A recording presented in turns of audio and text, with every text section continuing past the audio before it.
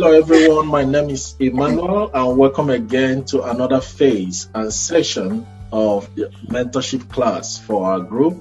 I have here with me my two good friends, Pastor Obi and Pastor Gladys. And I will let them introduce themselves. It's going to be a powerful conversation. We're going to discuss on some subjects, majorly on the challenges that young ministers and young preachers face in the ministry.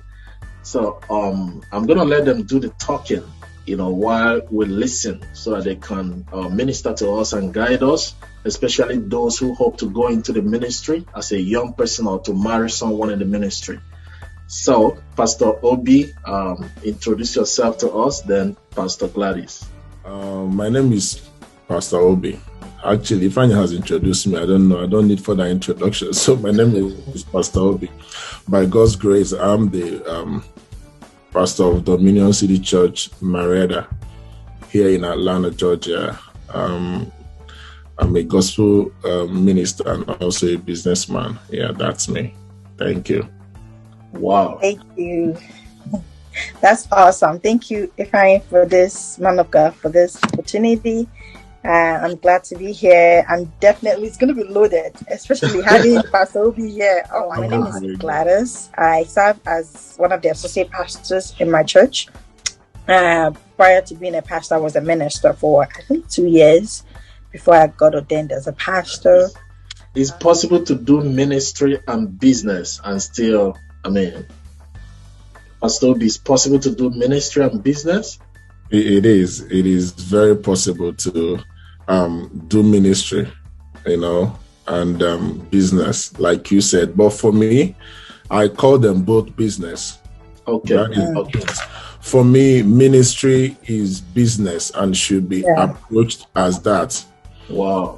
One of the reasons why a lot of people don't do well in ministry or fail in ministry is because of this mindset. As a minister of God, you have one life, and that life is ministry. Yeah. There is no two lives. And if you approach ministry as a business, which it is, then you are guaranteed to succeed. A lot of people, when they come to their personal business, their job, their career, they do all the extras. They do all extra. They spend time. They go for training for their business. They invest money and all that. But when it comes to God's own business, which is first your business, you see people treating it as as second. So when I'm done with business, I come and do ministry. No. So ministry should be treated as business. It's God's business. Okay. So we are just caretakers managing God's business. So if you treat it that way, put in the time, put in the work, put in the prayers, put in the energy, do all the study, do everything that is required of you, then you're going to succeed. So I'm a businessman. Wow. Pastor Gladys, what inspired you to go into ministry? And how, being a lady, how did your family respond to you being a lady, a young lady going into ministry? So I've always, as long as I remember myself, I've always had a love for God. I was born a Catholic. So my parents are actually, especially my dad, is staunch Catholic. From the part of the world where we are, it's very common to be a Catholic. So, and I always thought when I was young, I remember telling my mom, I'm going to become a nun, because in Catholicism, as a female, nun is the highest, right? Yeah. So I'm going to become a nun so I can serve God. And, and she didn't oppose it at all because she has 3 girls. So she didn't oppose it. She felt honored, But the more I grew, I think one of the mistakes that my parents made is we were such a dedicated Catholics, to the extent that I was serving, even as remember I started reading in church when I was, I think 10. You know how you read the scripture like one of the lay readers, And I was serving, I was in all these groups and I was in choir. But one of the things my parents did is they sent me to a Pentecostal school. And that was my first introduction to Pentecostalism. And man, it was a different vibe. It was different. Oh my God. I'm like, what? What have I been missing? Yes. I'm like, oh my God, I love this. I want this, And my faith with God grew, and I also took God very, very serious. But I was, things were happening and growth was going on. I would not say that I backslided, but there was an event that happened in my life that literally changed the trajectory of my life. And I don't like to talk about this often unless I know or I'm nudged to talk about it. And it was I lost a very close friend. Wow. And when I lost this friend, it was the way the whole thing happened. I didn't become a suspect, but I became a person of interest. Because at the place where, this person eventually passed away, we were supposed to be there together. And I remember the only thing that saved me from not being there was the fact that I had to work the next day at Forever 21. And I had snuck out and my mom didn't know. So I'm like, oh my God, it's getting so late. I will, I have to work. And I don't want my mom getting mad. So I'm just going to go back home. And that was literally how I missed not only death, but what could have come after that, So I remember I dedicated my life to Christ ever since then. And I told God I was never going to look back, because it's like I knew long time ago that I loved God. And it wasn't that kind of love where you like, okay, I want to put one leg in and one leg out. It was completely loving God, and it wasn't at that time. I didn't even know, the more you grow, the more you know that God has this ability. So you begin to attach your love for God, for the things that he has done for you. At that time, it wasn't really what God could do for me. It was just the fact that this God is very intriguing. I want to know him more, That was it. And my family didn't, my mom was very, very receptive, very, very receptive to it. My family, very receptive to it. And eventually it began to transform my sisters and my brother and everyone, just started taking God seriously. It went from, being raised up as someone who knows God to getting to the point where you knew God for yourself. Exactly. So it wasn't now that I was trying to do things so my parents doesn't get mad. It was not like I'm trying to do this so I please God, so God doesn't get mad. So, and thankfully my family has been extremely supportive.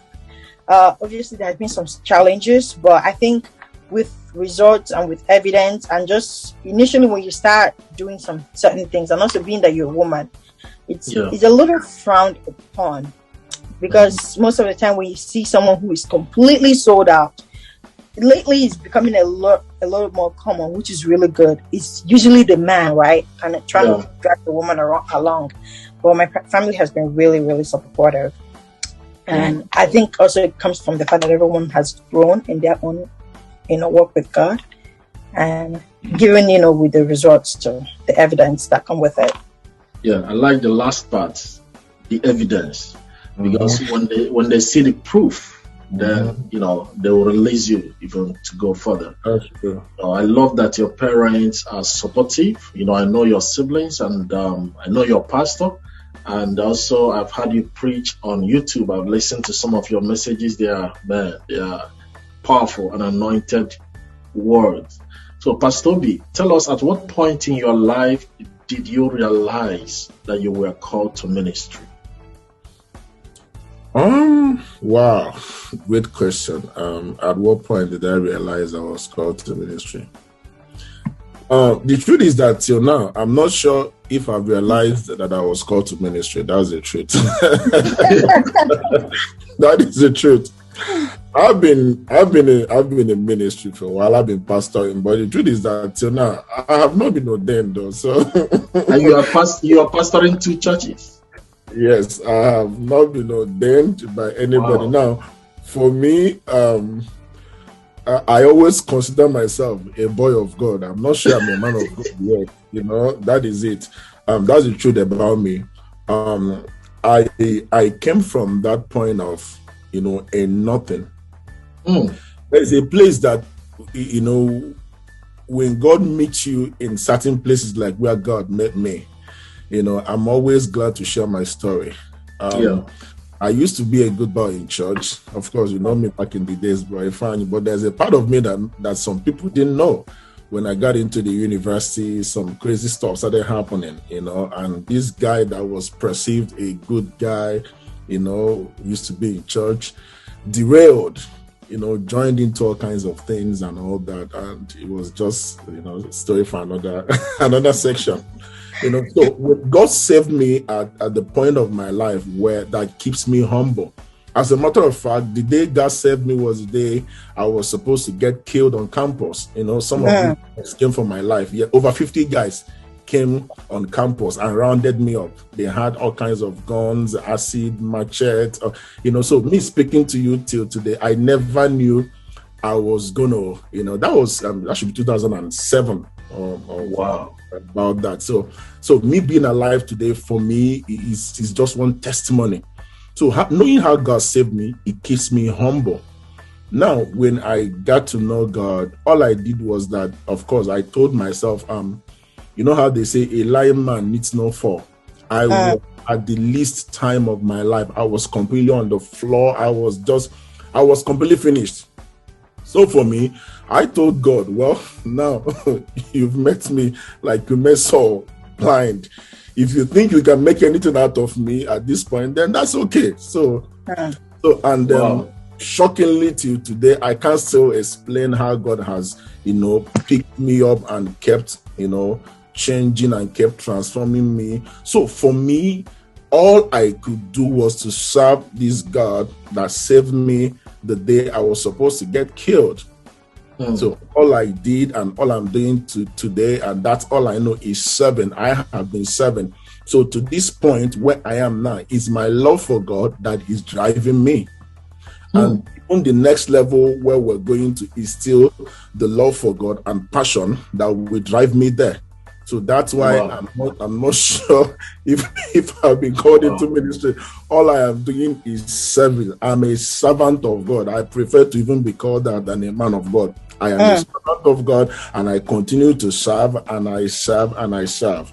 So that's it. So for me, it's a different story. It's not a story of someone. I never desired to be a pastor. I never desired it. Before I even, gave my life to Christ again. Back in the days, I used to be, a gospel artist. I used to be a singer. That's what I was known for. Everybody knows me. Obi the Great, the guy that sings and all that. So how did he end up a pastor? Of course, I still do my music. But for me, I love God. And I'm just following God. Wherever he leads me, I go. Whatever he asks me to do, I do. Even the church I pastor today, how did it all start? I can't even explain. It was a funny story. I wasn't ready for it. I was just coming to church, here helping my pastor put equipment together. What I know is 5 a.m. I'm in church. I'm one guy that comes to church so early, even in the heat of winter. When we one day my pastor called me and said, "Oh, let's go plant this church in Marietta." And we moved. We got there. Mine was that I know Obi would be there 4 a.m. Obi is already awake under the cold, like it was real winter period. So Obi is already there 4 a.m. Would drive the church van, go there, set the equipment all by himself. Before everybody comes by 6, equipment is already set in the hall. And I'm there, sit at the back, service closed, I pack equipment back in the truck, I drive it back to where he's supposed to be, go back to my house. So until one day, my pastor traveled. He was out of the country, and he called me and said, on a Saturday evening, I said, Obi, you're ministering us tomorrow. I said, okay, I'm a man under authority. So I'm just, yes, that's me. If you know, Obi, anytime I'm doing something, I don't argue. Whether I know what to do or not, I'll just say yes and help. So I said, okay, so I'm preaching. The next day, I preached. After I ministered. So he didn't tell me anything. We waited again towards the end of the weekend. So I called him and said, so how is service going to be tomorrow? He said, just to let you know, the last Sunday you saw me in that church was the last Sunday I'm going to be there. I'm like, that's not what he told me. You said, let's go plan this. Anyway, long story short, and that's what it's been till now. Glory to God. And from there, we even went to started another walk, and we started another one again, to the glory of God. So for me, I am here where I am today and where I'm going to because I love God. I don't know if God called me. I'm still waiting for God to call me. You know, you're still waiting for the call. For me, I'm still waiting for the call. But I am just serving God, and that is it for me. Yeah. Wow. You know, what I pick from the both of you is the heart and the love and the passion you have for God. You know, and I see the humility, you know, because it's not about office, it's not about title, it's not about position. It's about doing the work of the Father. You know, your story is really touching. You know, I want to ask Pastor Gladys, how do you deal with pressure from men as, you know, a young person in the ministry? I know presently you are engaged, but prior to your engagement, how were you dealing with pressure from brothers or men who are interested in you as a good-looking sister who want to come into your life? How were you able to deal with, you know, that and still function in the ministry? Thank you for that question. So I think I will dive deep into it, but I'm just going to mention this. So 2 years ago, my sister got married, my younger sister, and I have a ministry called God, You and Me, which is a relationship platform. And when my sister got married, you know, I think I've mentioned this a little bit before. A lot of people was like, she does relationship stuff, you know, her sister is married and this and that. Yeah. And, you know, like I remember there was another time that another woman remarried. It was going to be her second marriage, right? So someone made a comment like, people who have not been, you know, like married before can't even find a husband, while somebody who's been married before is remarrying. But I was in a close proximity, so I'm not stupid. I obviously know what they meant, right? Wow. And some people some people are just busy picking husband why they cannot, you know, like somebody in church said this. Yeah, I am telling you. Crazy. So, you better believe that. People are crazy. Yeah, you know, something like some people are just busy, you know, like trying to, you know, pick husband instead of to just settle down and, you know, marriage is a necessary evil, this and that. And in my mind, I'm like, I think there was something that God had told me, you know, before then that, and I'm going to tell you that even though God has told me that, it made the process a little easier, but it didn't mean that the pressure didn't get to me. Wow. If I'm being transparent, it made it easier in the sense that whenever I'm faced with pressure, I remind myself, but that doesn't mean that there were times that the pressure didn't get to me. There were times that it really, really got to me, because then I was, you know, like I wasn't someone who just dates someone just for dating, right? I needed to know from the onset, what are we doing? You know, I don't have the liberty to just date anyhow, and because there are some people who look up to me too, you know, and I have some mentees, and also because of, you know, like the way I have, because to whom much is given, much is expected, right? The way you've carried yourself, especially in the work of God, there are some things that you can't afford there are some things that you can't afford to do. Not because it's a sin, but because you might mislead someone else. So I thought to myself, I'm like, I can't just date anyhow, because if today you see me with another guy and perhaps it didn't work out, but tomorrow you see me with another guy, the impression you have is you're not going to have the time to try to find out, oh, Gladys, what happened? It didn't work out with the other guy. You're just going to conclude, she's a pastor and she's wayward. You know what I mean? Yeah. So I'm like, from the onset, when someone, you know, like comes into my life, I want to know what is this? Do you want a boyfriend, girlfriend relationship, or are you intending for this to lead to marriage?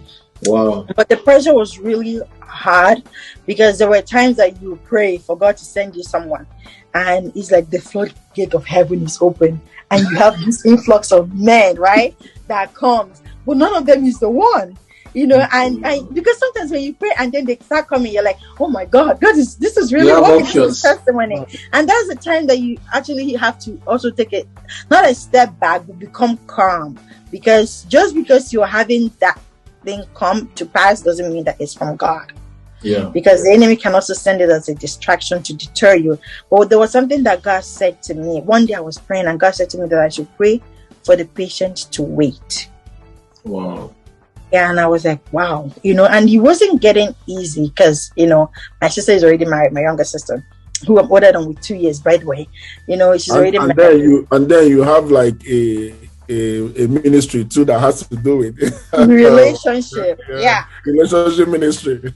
Yeah, and and I remember someone saying, if you know what you're doing so much. She knows all these things. Yeah, why? I could feel you, my sister. I went back to God. I'm like, God, I'm not sure I'm supposed to be doing this, because first of all, I can't really tell you that I've been married, so I'm speaking from experience, Yes. So I'm like, God, like people who are married, who has more experience, and plus I'm a woman, and some people might know my past, and they will be able to maybe judge me or conclude about me based on those things. So I to be completely transparent, there was a time that it just made me a little, when I was supposed to push, I didn't. I stayed, because then that was when it started getting to me. So it wasn't getting to me that I wasn't getting married. One time I went back to God. I'm like, God, look, if marriage is not my thing, I know I desire marriage, but I know not everyone is supposed to be married. If it is not my thing, just let me know now, so I don't start, putting my mind that I'm gonna get married and it's not working, and I don't want to, start being better. But the pressure was really much, especially even when some people who are, Christian brothers will come and will talk to you, and sometimes some things might look so good on paper, and then you start looking deeper and you realize that for where you're going, not that this person is a bad person, but you just not be the person you want to ride in the front of the seat to that place. So purpose, purpose is important for you to make sure there's an alignment of purpose. Yes, purpose is extremely important. If the person is kind, because of the kind of place or position you occupy, it is extremely important that you're with someone who is kind, with someone who treats people with consideration, because you don't want a husband or a wife that is just kind to you and not kind to the people around you, especially as somebody who, like he's a servant of God. So the pressure was really, really, there was a time that, even when people will come, there were sometimes men will come and it just wouldn't go as I would have thought, because sometimes I would be okay, this is the one, and after you pray and you get a different instruction, so it was just, it began to feel like, is it me? Do I have some things in my heart that maybe I'm not seeing that I need to see or I need to pay attention to? Is it, am I, give me 1 second. Is it me? Am I being too picky? There was a time, I started questioning myself. Am I being too picky? Do I have idols in my heart? Which I did have some idols in my heart, and I will, if time permits, as you ask further questions, I probably might bring it up. But the pressure was much. I think there was one day I was teaching in gym, and there was something that dropped. And there's sometimes that you're teaching that you start realizing that even though you think you're teaching to other people, you're talking to yourself. Yeah, so GYM is the acronym for your group, right? Yeah, God, you and me. Yeah. Okay. Yeah. So I realized that, and I think what dropped was like, you don't need all the guys to like you or to want to marry you. You just need that one guy. And that was deep. I'm like, okay, just that one guy. And I remember there was some series of prayers I even started praying. There was a time that I had to, before I go to bed, I will take communion and I will anoint my finger with a communion. Wow. And I will tell God that He's connecting me with the right man, because I started having people come, but not people that were aligned. So I started telling God that I don't even want a man who I need to second guess if he's a child of God or not. I need somebody that is an evidence-based prove that this person is a child of God. Wow. I started praying some prayers. I even started praying some things that in the midst of prayer, God will start revealing some things to me, because there are some things that those deliverance you're going to have to conduct it on yourself. Some change you're going to have to break it on yourself. But I also understood sometimes when the pressures came, I understood that, look, my destiny and the destiny of someone beside me is completely different, and I have to understand that, because if I wanted to be married, I would have just been married. But it's not just about being married. I always say this all the time: being married is not an achievement, but being married to the right person and building a good marriage is an achievement. Wow. So I think God helped me a lot, and I had some mothers, some aunties who not only pray, for me, but takes me under their wings in terms of like mentorship too. And there are sometimes that the pressure is really like, God, you see all your friends, all my friends in our groups, like they're married. I'm telling you, I have like 5 godchildren, so you can imagine, where, and there were times that my friends would join hands with me and we pray together for a man, and they will get their man. It's like, oh my God. I remember one time I was talking to my pastor and I was like, oh my God. I told him, I said, Daddy, I prayed for this person and she got a man. Yes, and she had, like people will come, oh, Pastor Gladys, I need you to agree with me. And then sometimes we even do fasting together, and it will happen. I'm like, God, I'm the one praying the prayer. I need this miracle to be my life. You are the prayer. Yeah. And it would not happen. But I think that patient to wait that God had told me, it helped a lot. I'm telling you, if I'm to even dive into all the pressure, it will be a lot. And then also there are some people that start thinking, oh, who does she think she is? All the men that are coming, she's turning them down. Some people now start saying, let's see now if you get married. Some like, oh, you're getting older. You don't know that, women biological clock is ticking, and for everything of those, God always gave me like a rebuttal, like even if your biological clock is ticking, who is holding that clock? I'm telling you, like God always gave me that, like that helped me, that because I would go back and I would tell God, because depending on the kind of prayer I pray, sometimes I pray like a conversational prayer where I'm just but the pressure was a lot. I'm gonna lie to you if I tell you that I didn't feel the pressure, or there were some times it didn't get to me. Even there were times that it started even being coming from my family too, and it started getting heightened. But I knew that God was, I knew that if I followed the pressure, I would have definitely made a wrong choice that would have just deterred my life. So. This is really amazing, and there is something I want to add to what you said when you started. You have a ministry, right? And now the challenge with the ministry you have, because it's a very unique one, a ministry that you deal on relationships, and now you are single.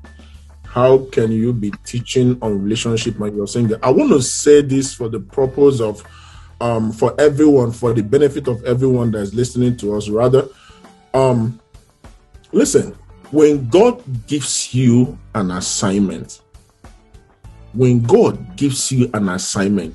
or a mandate, the worst mistake you can make is to consider what people will think about you or about the assignment that God has given you to do. Wow. Paul said to Timothy, do not be despised by thy youth. I could imagine a Timothy pastoring a church. I could imagine Timothy's church being filled with some old men and women, some big brothers of Jesus, some elders and deacons in the church that would sometimes want to remind Timothy, you're a small boy. What do you know? They even did it to Jesus when he started teaching in the synagogues. They look at him and they said, is this not the carpenter? Is this not the carpenter? Which school did he attend? What is he teaching? Because this guy is teaching so much wisdom. Wisdom he's teaching is blowing their imagination. So, human beings, they will react. So what does he know? Which school did he go to? And he's here speaking wisdom. Where did he get? Some even at the point say he was possessed. Why? Because they saw a level of wisdom coming out. So whoever you are and wherever you're going to be watching us from, I'm telling you this: whatever assignment God has given to you, embrace the assignment. Forget what people will say. At the end of the day, you're going to stand an account to Jesus. He is one that gave you the assignment. He is the only one that will tell you on that day, come, thou faithful servant, come right into my bosom. And he's the only one that will also tell you, depart from me, I know you not. Wow. Do not consider what people will say. Imagine if Sister Gladys has listened to the pressure. I could feel what she was going through. But even me, I found myself, like when I was growing up in my walk with God, when I hear people say certain things in ministry, like, when you hear people preach on prosperity, growing up in God, the first thing I would do is I would look at the pastor. Growing up in God back in the days, I'm like, this pastor talking about prosperity. Can we see it in the right?